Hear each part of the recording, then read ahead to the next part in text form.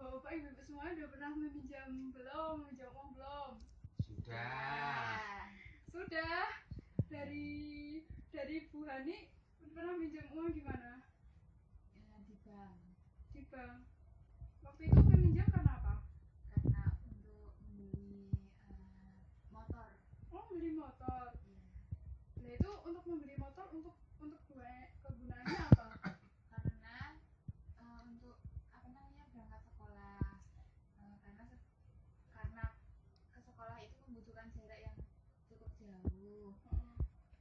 Kalau naik bis itu berhentinya di ring road, jadi harus jalan dulu sekitar 5 kilo ke sekolah, jadi membutuhkan motor. Oh. Terus berarti bunganya tinggi kalau di bank? Iya. Banyak ya? Iya, banyak.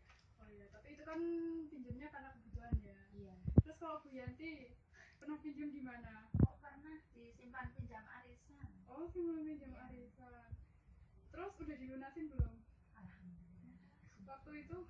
Waktu itu peminjamannya karena apa? Karena untuk biaya sekolah anaknya. Oh, ya, saya itu pendaftaran ulang sekolah. Bunganya 10%. Oh, bunganya 10%. Berarti itu minjamnya terdesak ya karena kebutuhan ya. Lalu Pak Sor pernah pinjam di mana ya? Pernah pinjam di tempat teman. Oh, pernah pinjam di tempat teman. Tidak pakai bunga. Oh, tidak pakai bunga. Yang penting bisa mengembalikan sesuai dengan kemampuannya. Terus waktu itu pinjamnya karena apa? Untuk membangun rumah. Oh, untuk membangun rumah. Itu membangun rumah termasuk kebutuhan atau keinginan? Untuk kebutuhan, karena untuk nanti dikoskan mendapatkan tambahan penghasilan. Sebelum kita meminjam uang, kita harus cermat hati-hati dalam peminjaman. Jadi kita mau meminjam itu, yang mau kita pinjam itu sesuai kebutuhan atau keinginan atau tidak. Jadi kalau sesuai dengan kebutuhan, maka kita kalau nggak ada jalan lain baru kita pinjam. Tapi kalau misalkan yang kita butuhkan hanya keinginan, maka jangan dipinjam. Lalu kalau bisa kita memilih harus secara cermat hati-hati yang mau kita pinjamin uang itu, kalau bisa pengembaliannya yang paling kecil. Yang pertama, kalau mau meminjam sumber dari saudara atau kerabat dekat, itu prosesnya cepat dan mudah, tidak mudah. Tapi kan kalau misalkan pinjam ke kerabat atau teman saudara kan belum tentu nanti dipinjemin. Lalu perlu jaminan atau tidak? Tidak, karena sama saudara sendiri. Lalu ada batas maksimal pinjaman? Ya, sesuai dengan perjanjian antara peminjam dan saudaranya. Lalu bunga total pengembaliannya apakah tinggi? Biasanya kalau sama saudara kan rendah atau bahkan tidak memakai bunga. Terus periode atau cara pengembalian bisa disesuaikan? Bisa.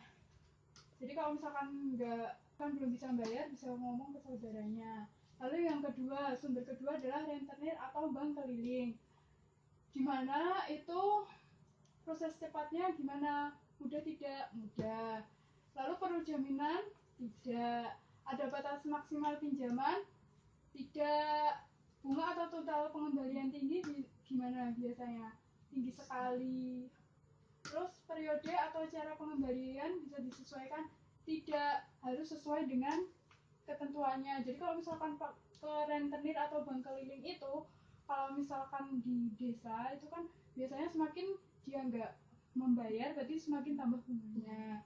Lalu yang sumbernya yang ketiga adalah kelompok simpan pinjam, PKK, arisan PKH.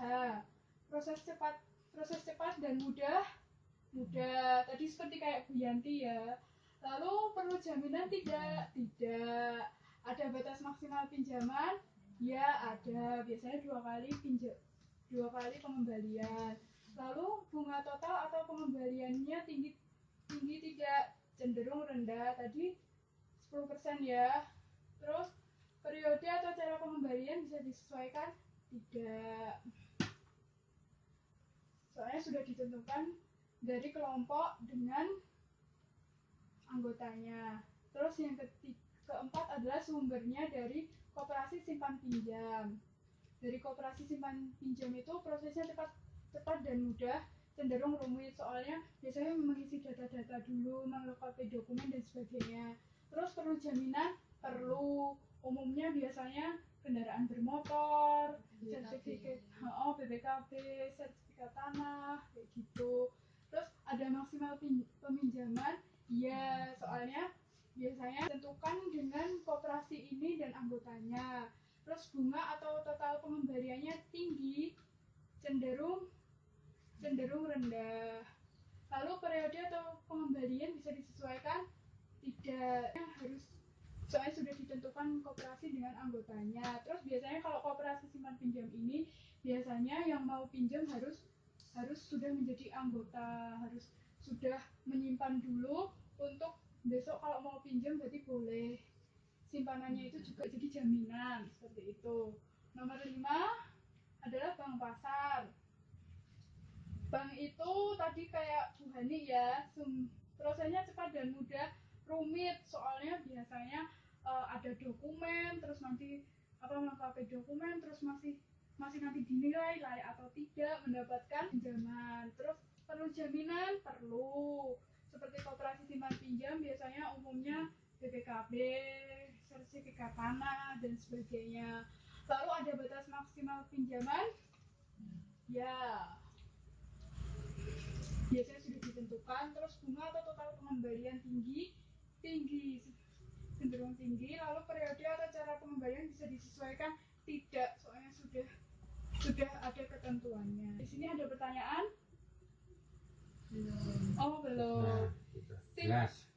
Habis ini kita nanti diskusi ya bagaimana Bu Lilin mengatur keuangannya.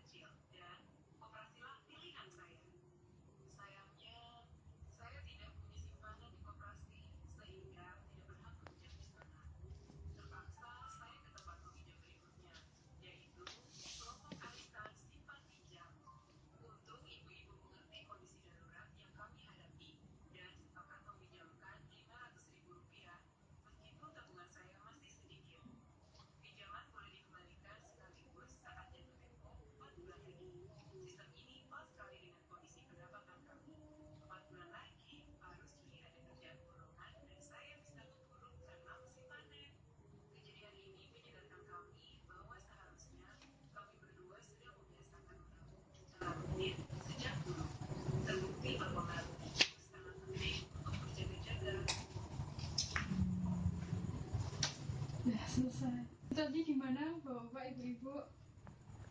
Ya baik itu. Ibu awalnya bingung, Iya. akan pinjam kemana. Iya. Dan akhirnya dia akan meminjam ke koperasi, tapi karena dia tidak menjadi anggota, jadi dia tidak bisa meminjam di koperasi.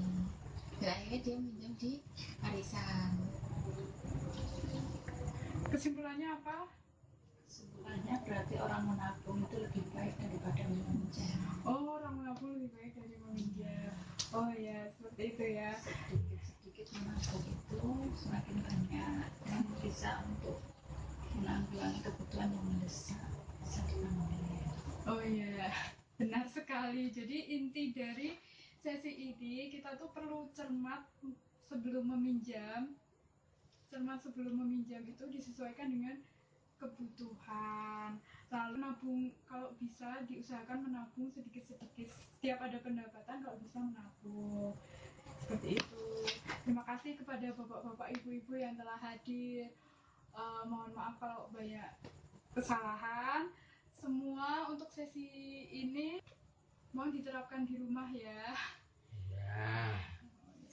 Terima kasih.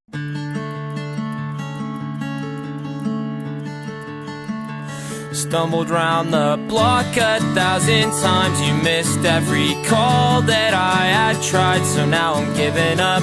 A heartbreak in mid-December. You don't give a fuck, you never remember me, while you're pulling on his jeans.